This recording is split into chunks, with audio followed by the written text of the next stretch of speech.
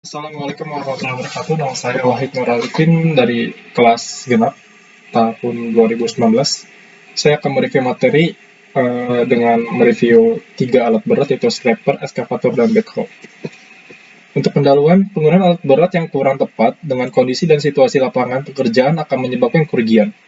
Di antaranya rendahnya produksi, tidak tercapai jadwal atau target yang telah ditentukan, atau kerugian biaya perbaikan yang tidak semestinya. Oleh karena itu, sebelum menentukan tipe dan jumlah peralatan dan attachment-nya, harus dipahami fungsi dan aplikasi alat berat. Yang pertama adalah scraper.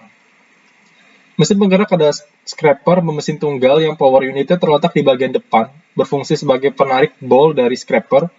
Kemudian ada yang bermesin ganda yang power unitnya keduanya ditempatkan pada bagian belakang. Ball scraper berfungsi untuk mendorong seluruh unit scraper, sedangkan power unit yang pertama ada di bagian depan sebagai penarik dan keduanya harus berpadu bekerjanya.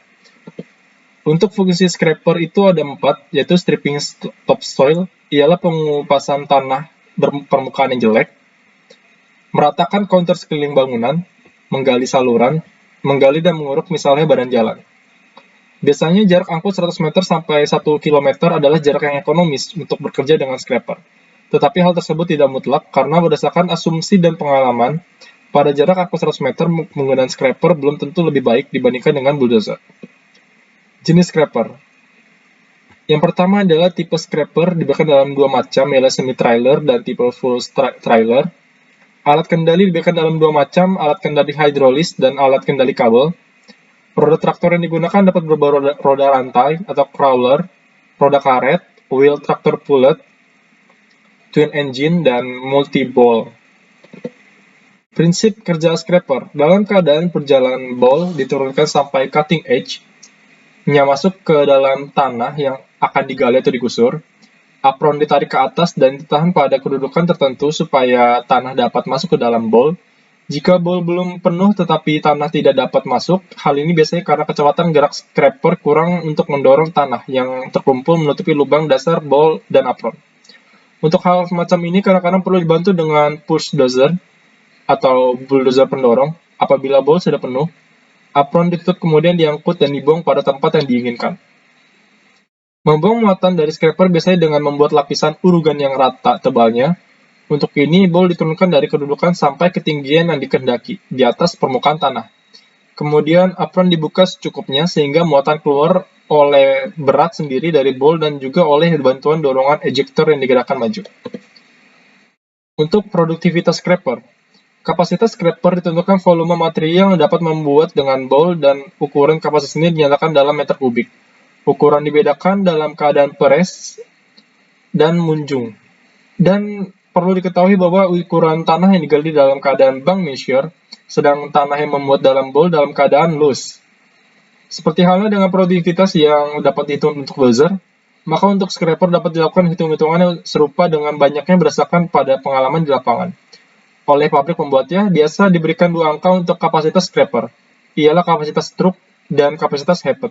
Sedangkan angka rata-ratanya terletak di antara kedua angka tersebut, karena biasanya scraper dapat diisi lebih dari kapasitas truk, tetapi jarang sampai mencapai kapasitas headed. Yang kedua adalah eskavator. Eskavator merupakan salah satu alat berat yang digunakan untuk memindahkan material, tujuannya untuk membantu pekerjaan yang sulit agar menjadi lebih ringan dan dapat mempercepat waktu pengerjaan. Alat ini bekerja dengan cara berputar pada bagian atasnya, yaitu sumbu vertikal di antara sistem roda-rodanya, sehingga ekskavator yang beroda ban pada kedudukan arah kerja attachment-nya tidak searah dengan sumbu memanjang sistem roda-roda. Ekskavator mempunyai bagian-bagian utama, antara lain bagian atas yang dapat berputar, revolving unit, bagian bawah untuk berpindah tempat, traveling unit, dan bagian tambahan, attachment, yang dapat diganti sesuai pekerjaan yang akan dilaksanakan. Untuk mesin pengarah ekskavator ada 3, yaitu penggerak untuk mengendalikan attachment, misalnya untuk menggali, mengangkat, dan sebagainya. 2, penggerak untuk memutar revolving unit, berikut attachment yang dipasang pada unit tersebut, dan 3, penggerak untuk menjalankan ekskavator berpindah dari suatu tempat ke tempat lain.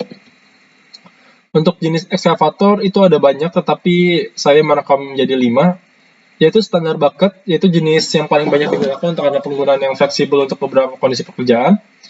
Depth bucket sesuai digunakan untuk menggali lapisan bebatuan atau tanah liat yang keras. Bucket Jenis ini memiliki penetrasi yang cukup dalam. Trapezoidal bucket digunakan untuk membuat saluran atau kanal irigasi. Slope finishing bucket digunakan untuk meratakan permukaan tanah karena memiliki bucket yang datar dan lebar. Biasa digunakan untuk meratakan jalan, kanal, lereng, sisi sungai, dan lain-lain. Dan ditch cleaning bucket sesuai digunakan untuk membersihkan sungai atau menguruk lumpur dari dasar sungai. Bucket ini memiliki beberapa lubang yang berfungsi sebagai tempat keluarnya air. Yang ketiga adalah alat berat backhoe. Backhoe sering juga disebut pull shovel, adalah alat dari golongan shovel yang khusus dibuat untuk menggali material di bawah permukaan tanah atau di bawah tempat kedudukan alatnya. Keuntungan backhoe ini jika dibandingkan dragline dan clamshell ialah karena backhoe dapat menggali sambil mengatur dalamnya galian yang lebih baik. Tipe backhoe dibedakan dalam beberapa hal, antara lain dari alat kendali dan undercarriage-nya. Untuk penggunaan backhoe, ada 4, yaitu membuang tanah penutup ke bagian belakang, menggali material, menggali secara mendatar untuk meratakan, dan memuat ke alat angkut. Untuk keuntungan backhoe antara lain, backhoe dapat menggali sekaligus mengatur dalamnya penggalian, dapat membuat material ke alat angkut letaknya selevel di bawah level alat, backhoe lebih efisien untuk menggali jarak dekat, dan backhoe dapat digunakan untuk menggali material yang lebih keras. Terima kasih. Maaf jika ada kekurangan dan salah tutur kata. Sekian dari saya. Wassalamualaikum warahmatullahi wabarakatuh.